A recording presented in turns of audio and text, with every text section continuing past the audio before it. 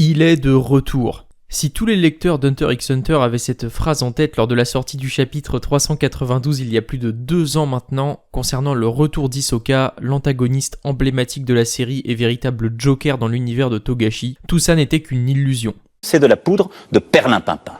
Et oui, on pourra dire désormais que le véritable retour d'Hisoka aura été réservé pour le chapitre 405, donnant aux événements des chapitres précédents dans les étages inférieurs du navire une toute autre signification.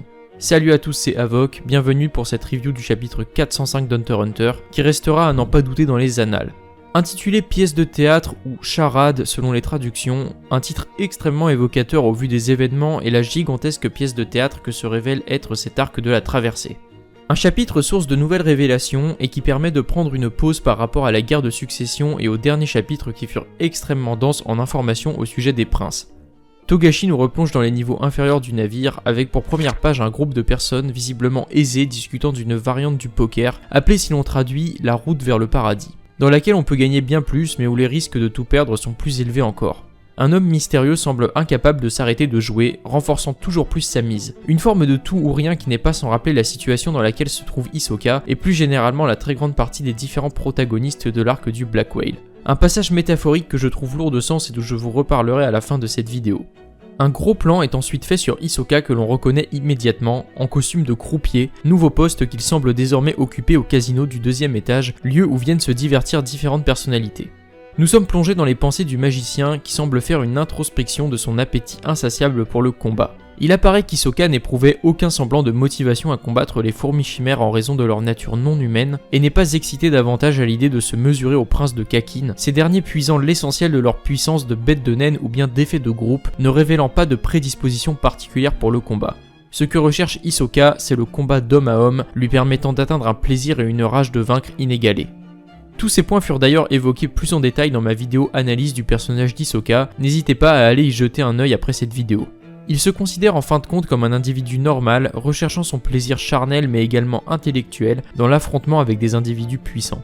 Togashi nous place ensuite du point de vue du 2e Hisoka, celui auquel les lecteurs s'étaient accoutumés depuis son apparition il y a de cela plusieurs chapitres. On apprend qu'il s'agissait en réalité de Bonorenov, membre numéro 10 de la brigade fantôme et mis à l'honneur dans ce chapitre, qui a donc entre autres la capacité de se déguiser en n'importe quelle personne avec qui il a discuté pendant un laps de temps équivalent à leur rencontre.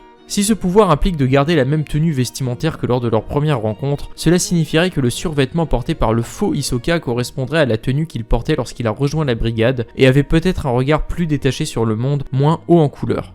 L'ancienne théorie d'un éventuel déguisement de Kuroro ou d'Illumi s'avère donc assez proche de la réalité, d'autant que les métamorphoses sont monnaie courante sur le Black Whale, où tout peut potentiellement avoir des apparences trompeuses.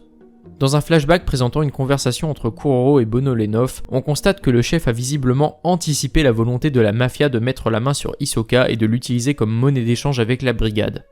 La mafia n'a en effet aucun intérêt à laisser des individus agir en électrons libres dans leur zone d'influence, d'autant plus lorsqu'il s'agit de puissants utilisateurs de naines.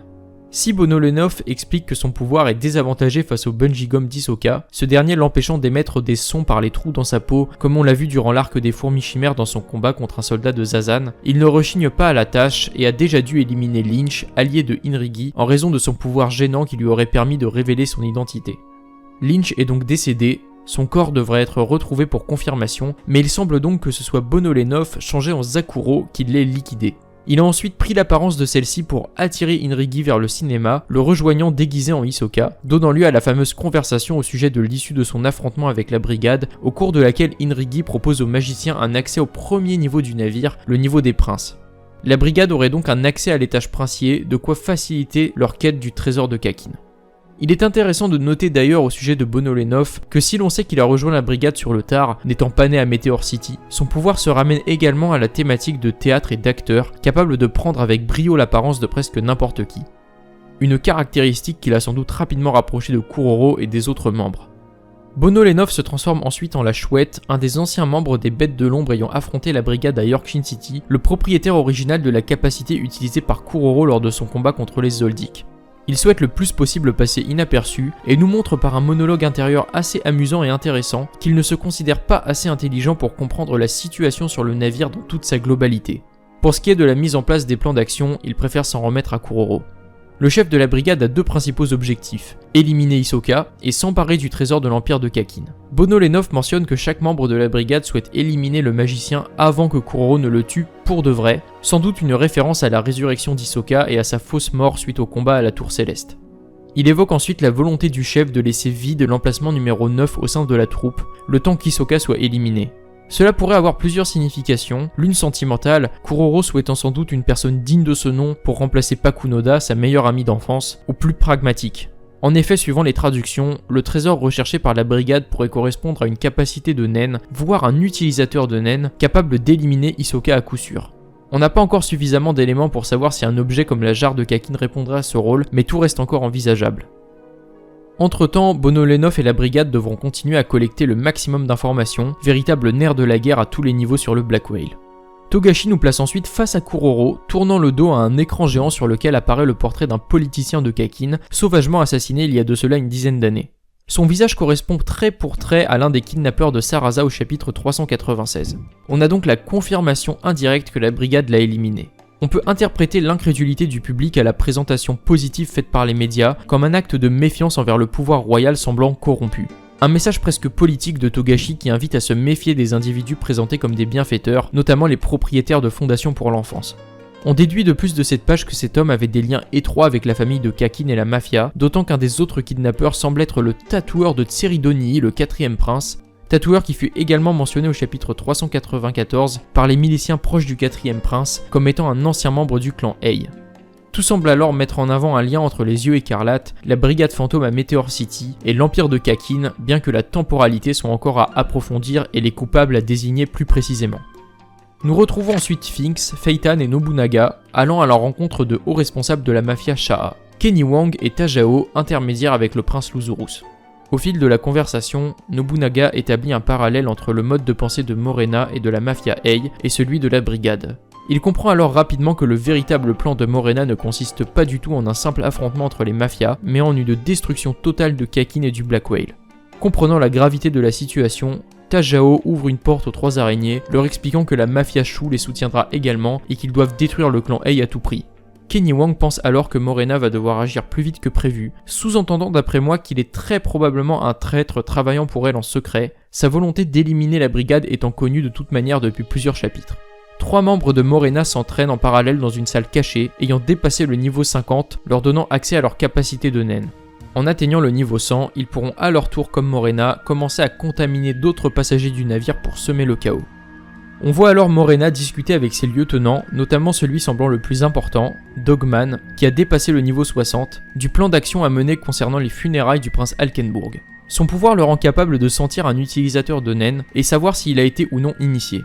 Cela devrait lui permettre de détecter un soldat non initié de Tseridonii durant la cérémonie, permettant de l'utiliser ensuite pour assassiner le 4e prince. Il est intéressant de noter que ce pouvoir montre un aspect peu exploré du nen, à savoir le biologique, que l'on a pu voir en réalité qu'une seule fois par le passé, avec le personnage de Binolt dans l'arc de Grid Island, qui pouvait tout apprendre de ses adversaires en mangeant leurs cheveux. Enfin, Finks, Feitan et Nobunaga arrivent face à une porte que leur ouvre Kenny Wang, et ils semblent surpris de découvrir ce qu'il se cache derrière. Il me semble probable qu'il s'agisse des 3 membres du clan Ei s'entraînant au nen, ce qui devrait constituer un défi intéressant pour les araignées. Au global, ce chapitre nous montre une situation qu'on peut attendre plus explosive que jamais pour les funérailles du 9e prince, où se rencontreront sans doute les soldats de Morena, les mafias, la brigade fantôme, ainsi que potentiellement Hisoka, et la mise en exécution du plan du prince Alkenburg lui-même pour changer encore de corps, ou récupérer le sien pour s'en prendre à Benjamin. Cela sera certainement le déclencheur du début du chaos et des combats dans le Black Whale.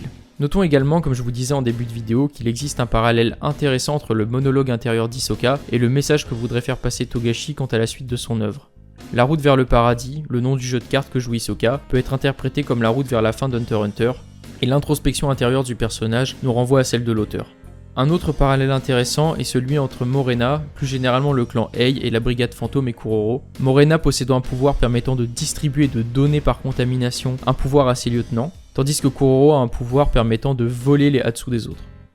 Leur apparence religieuse, presque mystique et prophétique, les oppose naturellement et permettra d'envisager un affrontement des plus intéressants par la suite.